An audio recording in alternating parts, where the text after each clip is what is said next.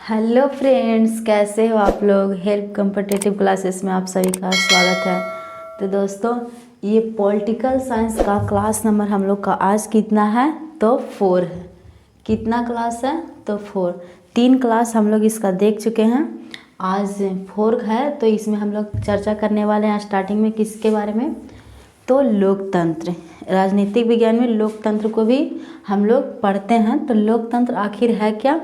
लोकतंत्र को इंग्लिश में क्या कहा जाता है, डेमोक्रेसी। डेमोक्रेसी किससे मिलकर बना है तो DEMOS, डेमोस, और क्रेसिया किससे बना है, क्रेसिया से मिलकर बना है। किससे बना है तो डिमोस और क्रेसिया से मिलकर बना है। डिमोस का अर्थ क्या होता है तो डिमोस का अर्थ क्या होता है, जनता। क्या होता है, जनता। और क्रेसिया का अर्थ क्या होता है, क्रेसिया का अर्थ होता है शासन। क्या होता है, शासन। आखिर कहा जाए कि लोकतंत्र किसे कहते हैं तो जब जनता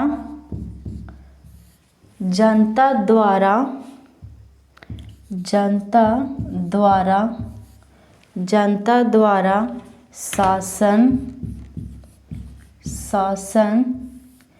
चलाया जाता है,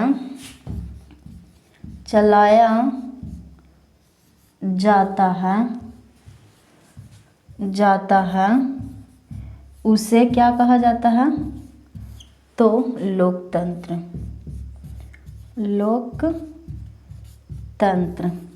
यानी कि लोकतंत्र को अंग्रेजी में डेमोक्रेसी कहा जाता है। जो बना है डेमोक्रेसी, डिमोस और क्रेसिया से मिलकर बना है।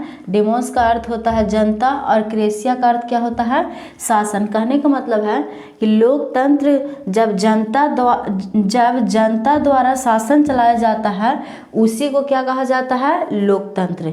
लोकतंत्र जनता द्वारा चलाया गया शासन को ही क्या कहा जाता है, लोकतंत्र। अगर कहा जाए कि लोकतंत्र का जन्म कहाँ में हुआ है, लोकतंत्र का अगर कहा जाए जन्म तो लोकतंत्र का जन्म कहाँ में हुआ है, एथेंस में। कहाँ में हुआ है, एथेंस में। और फिर कहा जाए कि लोकतंत्र के कितने स्वरूप होते हैं तो 2 होते हैं। कितने स्वरूप होते हैं, 2। यानी कि 2 प्रकार से लोकतंत्र होते हैं। पहला प्रत्यक्ष और दूसरा अप्रत्यक्ष। प्रत्यक्ष लोकतंत्र किसे कहते हैं तो इसमें जनता स्वयं शासन चलाती है। क्या करती है, जनता स्वयं शासन चलाती है। जबकि अप्रत्यक्ष लोकतंत्र कहें तो इसमें जनता के द्वारा चुना गया प्रतिनिधि चलाता है। इस प्रकार से लोकतंत्र कितने प्रकार के हो गए हैं, 2 प्रकार से। उसके बाद क्या होता है, गणतंत्र। गणतंत्र क्या है इसको बारे में हम लोग देख लेते हैं। गणतंत्र ये तो हो गया लोकतंत्र। अगला कौन है तो गणतंत्र। उसके बाद में हम लोग संविधान के अनुच्छेद पे बात करेंगे। पहले इसम के बारे में जान लेंगे, उसके बाद में तो लोकतंत्र हो गया। अब क्या है, गणतंत्र। क्या है, गणतंत्र। गणतंत्र को क्या कहा जाता है तो रिपब्लिक।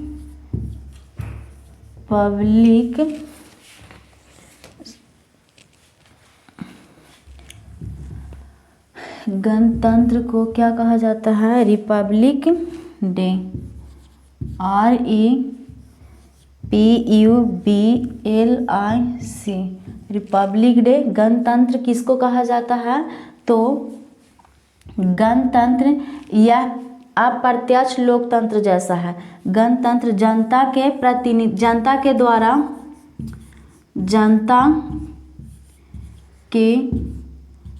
द्वारा चुना गया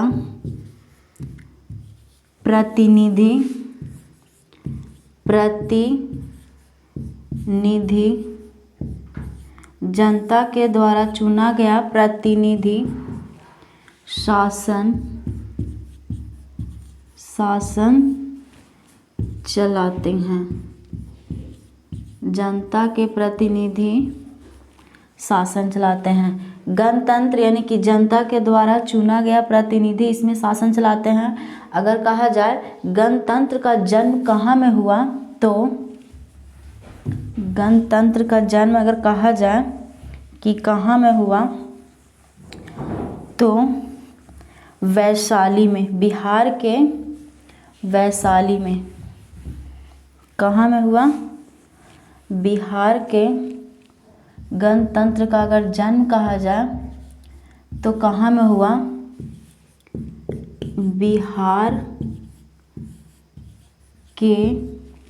बिहार के वैशाली में। वैशाली कहाँ में पड़ता था?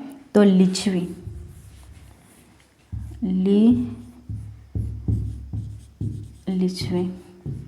गणतंत्र का जन्म कहाँ में हुआ? तो बिहार के वैशाली लिच्छवी में। फिर कहा जाए कि भारतीय संविधान में गणतंत्र का प्रावधान कहाँ से लिया गया है? अगर कहा जाए कि भारतीय संविधान में कहा जाए अगर कि भारतीय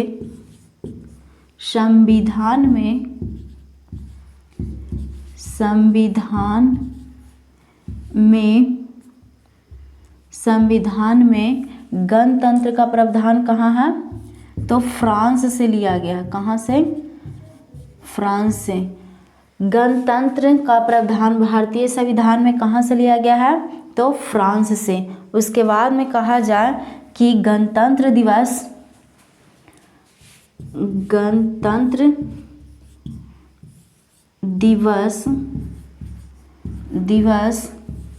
कब मनाया जाता है? तो 26 जनवरी को। कब मनाया जाता है? 26 जनवरी को। उसके बाद में है क्या? ये तो था गणतंत्र और लोकतंत्र। उसके बाद में हम लोग देखते हैं कि हमारे संविधान में जैसे कहा जाए कि समवर्ती सूची है और फिर कई संशोधन करने की प्रक्रिया है। संशोधन करने के उसके प्रकार से और कई भी चीज़ें जोड़ी गई है, वो कहाँ से ली गई है? तो उसके बाद में क्या है? तो विषय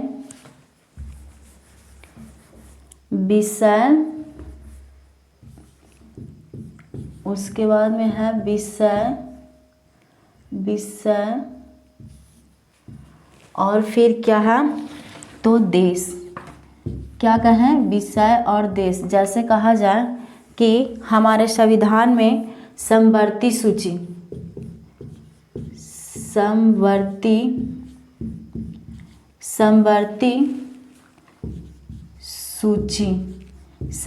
सूची कहे कि कहाँ से लिया गया है, किस देश से लिया गया है?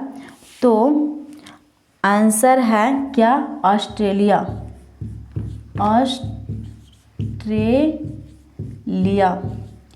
कहा जाए कि हमारे संविधान में समवर्ती सूची कहाँ से लिया गया है, किस देश से? तो ऑस्ट्रेलिया से। उसके बाद में कहा जाए कि राष्ट्रपति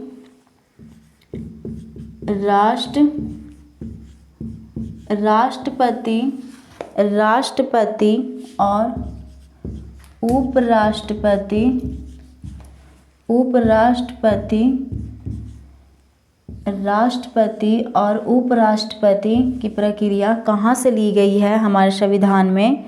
तो है कहाँ से? तो अमेरिका से। कहाँ से है? अमेरिका से। इसमें और भी लिया गया है अमेरिका से, उसको भी लिख ही देते हैं। राष्ट्रपति, उपराष्ट्रपति और लिया गया है क्या क्या? तो मौलिक अधिकार, इसको भी लिख ही देते हैं एक साथ ही। मौलिक अधिकार मौलिक अधिकार, मौलिक अधिकार और क्या लिया गया है, तो न्यायिक न्यायिक न्यायिक न्यायिक पुनर्वि, यहाँ पे तो अटेगा नहीं, न्यायिक पुनर्वलोकन, ये कहाँ से लिया गया है, न्यायिक पुनर्वलोकन, चाहे इतने तक रहने दो। मौलिक अधिकार ये कहाँ से लिया गया है, तो ये सब अमेरिका से लिया गया है, अमेरिका। समवर्ती सूची किस देश से लिया गया है हमारे संविधान में, तो ऑस्ट्रेलिया से। राष्ट्रपति, उपराष्ट्रपति, मौलिक अधिकार ये कहाँ से लिया गया है, तो अमेरिका से। अगर आगे कहा जाए कि अनुच्छेद की प्रक्रिया जो है हमारे संविधान में, ये कहाँ से लिया गया है, तो ये लिया गया है जापान से। कहाँ से लिया गया है, जापान से, जापान से। उसके बाद में कहा जाए कि आपातकाल कहाँ से लिया गया है हमारे संविधान में, आपातकाल कहा जाए कहाँ से लिया गया है, तो ये लिया गया है जर्मनी से। आपातकाल कहाँ से लिया गया है, जर्मनी से। पहले इतना देख के मिटा लेते हैं हम लोग विषय, यानी कि समवर्ती सूची का विषय जो हम लोग संविधान में देखते हैं, ये कहाँ से लिया गया है, तो ऑस्ट्रेलिया से लिया गया है। और उसके बाद में कहा जाए राष्ट्रपति, उपराष्ट्रपति, मौलिक अधिकार, ये कहाँ से लिया गया है हमारे संविधान में, तो अमेरिका के संविधान से लिया गया है। अनुच्छेद कहा जाए कि कहाँ से लिया गया है, तो जापान से लिया गया है। आपातकाल कहाँ से कहा जाए, तो जर्मनी से। इसको याद कैसे रखा जाए, थोड़ा सा देखा जाए। सम माने बराबर, सम माने क्या होता है, बराबर। तो समवर्ती सूची कहाँ से लिया गया है, ऑस्ट्रेलिया से। यानी कि कोई आ जाता है घर में मेहमान, अमीर का हो, अमीर फैमिली से हो या तो गरीब फैमिली से हो, हम लोग उसको सम यानी कि सभी को बराबर तरीके से सम्मानित करते हैं। अगर घर में कोई आ जाते हैं तो हम लोग उसको भेदभाव नहीं करते हैं, यानी कि कोई आते हैं तो उसको हम लोग कैसे सम्मानित करते हैं, सम माने बराबर। यानी कि इसको यहाँ से याद रखेंगे, कोई हमारे घर में फैमिली आते हैं तो चाहे अमीर घर से हो या तो गरीब, हम लोग उनको सम यानी कि बराबर तरीके से सबके साथ पेश करते हैं। यानी कि समवर्ती सूची कहाँ से लिया गया है, ऑस्ट्रेलिया से। इसको ऐसे याद करेंगे, राष्ट्रपति, उपराष्ट्रपति, मौलिक अधिकार कहाँ से लिया गया है, अमेरिका से। इसको कैसे याद रखा जाए, तो राष्ट्र का है या उपराष्ट्र का है या मालिक का है, यानी कि इसको मालिक याद रखिए। मौलिक को मालिक समझेंगे, क्या समझेंगे, मालिक। यानी कि राष्ट्र का है या उप का है या मालिक का है, तो ये कहाँ से लिया गया है, अमेरिका से। यानी कि अमीर से लिया गया है, अमीर व्यक्ति से। यानी कि राष्ट्र कौन बनेगा, उप भी राष्ट्र कौन बनेगा, और मालिक कौन बनेगा, जो अमीर रहेगा। यानी कि इसको इस तरह से यानी कि याद रख सकते हैं। राष्ट्र कौन बनेगा, उप भी कौन बनेगा, और मालिक कौन बनेगा, जो अमीर रहेगा। अगर इसको आ को ऐसे यहाँ पे आ करेंगे, आई में जो है इसको ऐसे कर देंगे, इसको कर देंगे ऐसे, तो क्या बन जाएगा, अमीर। यानी कि राष्ट्र भी कौन, राष्ट्र और उपराष्ट्र या मालिक कौन बनेगा, जो अमीर रहेगा वही बनेगा। इसको ऐसे याद रख सकते हैं। और समवर्ती सूची को कैसे याद रखेंगे कि जब कोई व्यक्ति आते हैं हमारे घर पे तो उसको सब यानी कि बराबर तरीके से मतलब कि मेहमानियत निभाते हैं, यानी कि बराबर तरीके से पेश आते हैं। ना कि कोई अमीर है तो उसको ये खाना देंगे, गरीब है तो इसको ये खाना देंगे, नहीं, सबको बराबर तरीके से खाना देंगे। तो इस तरह से याद कर सकते हैं। और फिर ये अनुच्छेद कहाँ से लिया गया है, तो जापान से। इसको कैसे याद रखा जाए, अनुच्छेद में है क्या, पान। क्या है, पान। छेद किस में रह सकता है, तो पान एक तरह से पत्ता ही होता है, तो पत्ते में क्या रहता है, छिद्र रहता है, छेद रहता है, जो हम लोग नंगी आंखों से नहीं देख सकते, माइक्रोस्कोप से देखा जा सकता है। यानी कि कहें कि छेद किस में रहता है, तो पान में रहता है। जो व्यक्ति खाते हैं उन लोग पता होगा कि पान में छेद रहता है, लेकिन हम लोग को छोटे छोटे रहते हैं, कोई कोई बड़ा भी रहता है, लेकिन वो दिखाई नहीं देता है। यानी कि अनुच्छेद को कैसे इस तरह से याद रखेंगे कि छेद किस में होता है, तो पान में होता है। यानी कि अनुच्छेद कहाँ से लिया गया है, तो जापान से। ये हो गया। और आपातकाल को कैसे याद रखा जाए कि जर्मनी में है, यानी कि आपातकाल को कैसे याद रखा जाए, यानी आपत्ति कब आएगी। मान लिया जाए कि कोई व्यक्ति पर आपत्ति कब आएगी, जब उसके पास क्या नहीं होगा, मनी नहीं रहेगा, तो कोई भी व्यक्ति के पास आपत्ति आ सकती है। जैसे ही पैसा आता है वो उसके पास जो आपत्ति आई हुई रहती है वो खत्म हो जाती है। यानी कि आपात को इस तरह से याद रख सकते हैं कि आपात जब कोई व्यक्ति पर आता है, आपात रहता है। आपात कैसे आता है, जब किसी व्यक्ति के पास मनी नहीं रहता है तब, और जैसे ही मनी आता है तो आपत्ति खत्म हो जाती है, आपात खत्म होती है। इसको इस तरह से याद रख सकते हैं। एक बार फिर से रिप्ले कर देते हैं हम। सम मने बराबर, कोई भी मेहमान आ जाता है तो उसको बराबर तरीके से पेश होते हैं, यानी कि समवर्ती सूची ऑस्ट्रेलिया। उसके बाद में राष्ट्र या उपराष्ट्र कहें या मालिक, कौन बनेगा, तो अमीर बनेगा, यानी कि अमेरिका। फिर कहे अनुच्छेद, छेद किस में होता है, तो पान के पत्ते में छेद होता है। उसके बाद में कहे आपातकाल, यानी कि आपात कब आती है, जब मनी नहीं होती है, तो आपातकाल जर्मनी। इस तरह से हम लोग इसको याद रख सकते हैं। उसके बाद में से है नीति निर्देशक तत्व। ये कहाँ से भी लिया गया है, नीति निर्देशक तत्व क्या है, नीति निर्देशक तत्व। इसको भी हम लोग देख लेते हैं अच्छे तरीके से। नीति निर्देशक तत्व,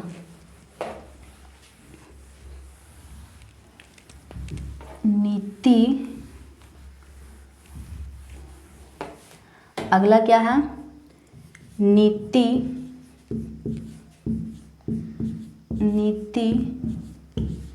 निर्देशक। नीति निर्देशक तत्व अगर कहें कि कहाँ से लिया गया है, तो ये लिया गया है कहाँ से, तो आयरलैंड से। कहाँ से लिया गया है, इसको कहाँ लिखे, नीचे लिख देते हैं, आयरलैंड से। नीति निर्देशक तत्व कहाँ से लिया गया है, तो आयरलैंड से लिया गया है।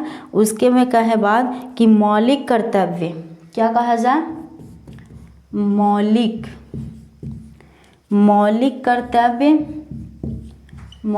कर्तव्य कहा जाए, मौलिक कर्तव्य कहाँ से लिया गया है, तो सोवियत संघ से। सोवियत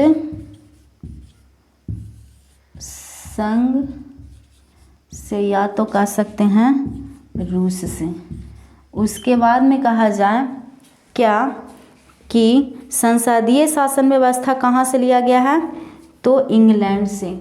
इसको कहाँ लिख दें, ऊपर मिटा के ही लिख देंगे। नीति निर्देशक तत्व कहाँ से, किस देश से लिया गया है, तो आयरलैंड से लिया गया है। मौलिक कर्तव्य कहाँ से लिया गया है, तो सोवियत संघ रूस से। उसके बाद में आगे है क्या, आगे है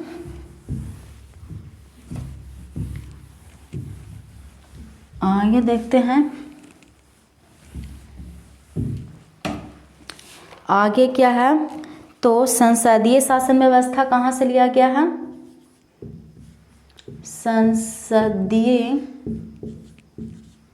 संसदीय शासन व्यवस्था कहाँ से लिया गया है,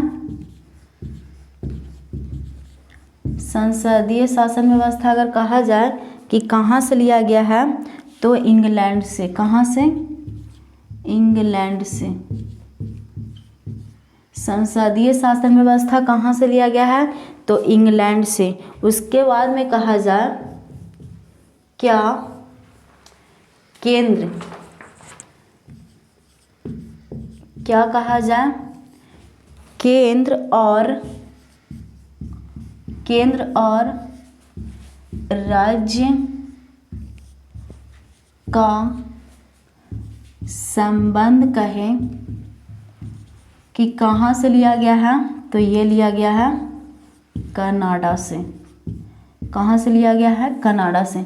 कहा जाए कि संसदीय शासन व्यवस्था हमारे संविधान में कहाँ से ली गई है, तो इंग्लैंड से। उसके बाद में कहें कि केंद्र और राज्य का संबंध कहाँ से लिया गया है, तो कनाडा से। इतना था। अभी तो हम लोग अनुच्छेद के बाद भी नहीं किए हैं कि अनुच्छेद कितने हैं। अब हम लोग चर्चा करेंगे अब संविधान रियल में अनुच्छेद क्या है, सूची क्या है, ये सब हम लोग अब जानेंगे। सूचियाँ कितने हैं, क्यों हैं, अब ये सब जानेंगे। लेकिन मोटा मोटी ये जानकारी हम लोग के हो गया थोड़ा बहुत कि संसदीय शासन व्यवस्था कहाँ से है, तो इंग्लैंड से। केंद्र और राज्य का संबंध कहाँ से है, तो कनाडा से। और फिर कहा जाए कि अनुच्छेद कहाँ से लिया गया है, तो अनुच्छेद कहाँ से लिया गया है, तो छेद किस में होता है, पान में, यानी कि जापान में। आपातकाल कहा जाए कि कहाँ से ली गई है, तो आपातकाल जर्मनी से, यानी कि आपत्ति कब आता है, जब किसी के पास मनी नहीं होता है, यानी कि आपातकाल जर्मनी से। अच्छा, अब आगे हम लोग देखते हैं कि हमारे मूल संविधान में कितने भाग थे। अब हम लोग आए हैं किस पे, तो पॉलिटिकल साइंस में संविधान पे। अब यहाँ से जो संविधान की खिस्सा चलेगी, जो हमेशा संविधान के ही चर्चा चलेगी। तो आगे है हमारे मूल संविधान में, मूल, इसको मिटा देते हैं ना। अब हम लोग संविधान की चर्चा करेंगे। संविधान यहाँ पे लिख देते हैं ना, संविधान। अगर कहा जाए कि हमारे मूल संविधान में, मूल संविधान में, मूल संविधान में, हमारे मूल संविधान में कहें कि कितने भाग थे, तो 22 भाग थे। हमारे संविधान में, हमारे मूल संविधान में कितने भाग हैं, तो 22 भाग। कितने भाग, 22 भाग। और कहें कि अनुच्छेद कितने थे, तो अनुच्छेद कितने थे, तो 395। कितने थे, 395। उसके बाद में कहा जाए कि सूचियाँ कितनी थी, सूचियाँ कितनी थी, अनुसूची मतलब कितने थी, तो अनुसूची कितने थी, तो 8। अनुसूची कितना है, तो 8। यानी कि मूल संविधान में हमारे कितने भाग हैं, तो 22 भाग हैं। अगर कहें कि अनुच्छेद कितने हैं, तो 395 अनुच्छेद हैं। अगर कहा जाए कि अनुसूची, अनुसूची कितने हैं, तो 8 हैं। मूल संविधान मतलब कि है, कहने का मतलब है मूल संविधान, यानी कि जिस टाइम हमारी संविधान बना था उस टाइम हमारे भाग कितने थे, लेसन कितने थे, तो 22। यानी कि पेज कितने थे, 395, और कितने विषय थे, तो 8। इस तरह से देख सकते हैं। उसके बाद में कहा जाए, ये तो बना था उस टाइम की बात है, लेकिन अभी वर्तमान में कितना है। वर्तमान में अगर कहा जाए, क्या कहा जाए, इसको रहने देते हैं ना। वर्तमान में, वर्तमान में कितने भाग हैं, वर्तमान, अगर कहा जाए कि वर्तमान में भाग कितने हैं, तो 22 ही हैं। लेकिन कहा जाए कि अनुच्छेद कितने हैं, तो अनुच्छेद यहाँ पे सिर्फ चेंज हुए हैं। कितने अनुच्छेद हैं, 444, यानी कि 444। अगर कहा जाए, क्या कहा जाए, तो अनुसूची कितने हैं, तो अनुसूची भी बदलाव की गई है। अनुसूचियां हमारी कितनी हो गई है, 12। ये कब की बात है, वर्तमान की बात है। भाग यानी कि लेसन में कोई चेंजिंग नहीं किया है, लेकिन पेज में परिवर्तन हुआ है और विषय भी जुड़ी गई है, यानी कि 12 गो हो गई है। पहले कितना था, तो 8 गो था अनुसूची, और यानी कि पेज कहा जाए तो कितना था 395, जिसको हम लोग अनुच्छेद के नाम से जानते हैं। अगर कहा जाए कि भाग कितने थे तो 22 थे, लेकिन अभी भी वही है। उसके बाद में कहा जाए, अब हम लोग आगे किसके से ख़त्म करें आगे, तो अनुसूचियाँ कम है 12 है, इसी को आगे हम लोग देख लेंगे। उसके बाद में अनुच्छेद पे चर्चा करेंगे, जो चर्चा करते रहेंगे क्योंकि ये बहुत लंबा है। पहले हम लोग क्या निपटा लेते हैं, तो अनुसूची के बारे में पहले निपटा लेते हैं। 12 अनुसूची है, उसमें 12 अनुसूची से क्या क्या लिखा गया, क्या क्या बातें हैं, इसको जान लेते हैं पहले।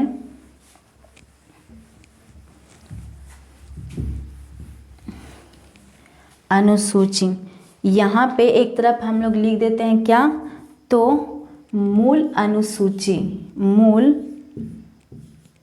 अनुसूची, मूल अनुसूची, और इधर लिख देते हैं प्रावधान। प्रावधान मतलब कहने का मतलब है कि ये जो अनुसूची है फर्स्ट, जैसे कि हम कहें ये फर्स्ट अनुसूची में क्या मतलब कि कहा गया है, तो फर्स्ट अनुसूची है, प्रथम में है क्या, प्रथम अनुसूची में क्या है, तो इन्हें लिख देते हैं प्रथम का है या तो वन का है, प्रथम का है चाहे वन, तो हम वन कर देते हैं, कोई दिक्कत ना है। प्रथम अनुसूची में क्या है, तो प्रथम अनुसूची में है राज्य, क्या है, राज्य। प्रथम अनुसूची में है नाम, पहले नाम, यानी कि कोई भी नाम को परिवर्तन कर सकता है, नाम एवं राज्य क्षेत्र। पहला में है नाम एवं राज्य क्षेत्र, ये कौन सा अनुसूची में है, तो वन में है। दूसरा में क्या है, तो दूसरा में है वेतन। दूसरा अनुसूची में, यहाँ पे आप लोग अनुसूची कर दे सकते हैं। दूसरा अनुसूची में क्या है, तो दूसरा अनुसूची में है वेतन। दूसरा अनुसूची में क्या चीज़ की व्याख्या की गई है, तो वेतन, यानी कि कौन मंत्री कितना वेतन लेगा, किसको कितना वेतन दिया जाए। वेतन की चर्चा किस अनुसूची में है, तो दूसरे। ये संविधान बनी थी उसी टाइम ये सब चीज़ें लिखी गई, क्योंकि मूल सभी अनुसूची हम लिखे हैं यहाँ पे। कुछ अनुसूचियों को संविधान लागू करने या बनने के बाद में जोड़ी गई, तो उसको हम लोग लास्ट में देखेंगे। तीसरा अनुसूची है, तीसरा अनुसूची में क्या लिखा गया, तो शपथ ग्रहण, शपथ ग्रहण, शपथ ही रहने दो, शपथ। जैसे कहा जाए कि कोई, जैसे कि कोई प्रधानमंत्री है चाहे राष्ट्रपति, तो बोलते हैं कि हम ये शपथ लेते हैं, ये सब ये अनुसूची 3 के अकॉर्डिंग करते हैं। यानी कि 3 में है शपथ की व्याख्या, और 4 में क्या है, 4 अनुसूची में कहा जाए क्या है, तो 4 अनुसूची में है क्या, तो राज्य। 4 अनुसूची में है राज्य सभा के सीटों का बंटवारा, सीटों का बंटवारा। प्रथम अनुसूची में क्या है, तो नाम एवं या राज्य क्षेत्र। दूसरा में क्या है, वेतन। तीसरा अनुसूची में क्या है, तो शपथ। और चौथा अनुसूची में क्या है, राज्यसभा की सीटों का बंटवारा, यानी कि कौन सी सभा में कितनी सीट की जाए, तो इस तरह से है। और उसके बाद में है 5वीं अनुसूची में है क्या, तो इसको मिटा देते हैं। 5वीं अनुसूची में क्या है,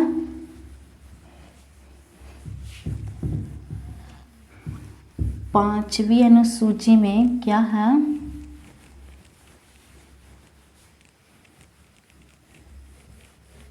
5वीं अनुसूची में, 5वीं अनुसूची में अगर कहा जाए तो क्या है,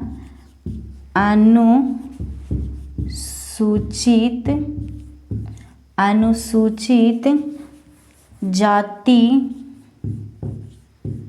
अनुसूचित जाति और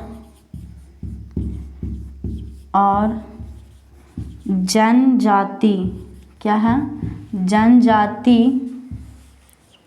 क्षेत्र का प्रावधान। यानी कि 5वीं अनुसूची में क्या किया गया है, तो किसकी व्याख्या किया है, अनुसूचित जाति और जनजाति के बारे में। आज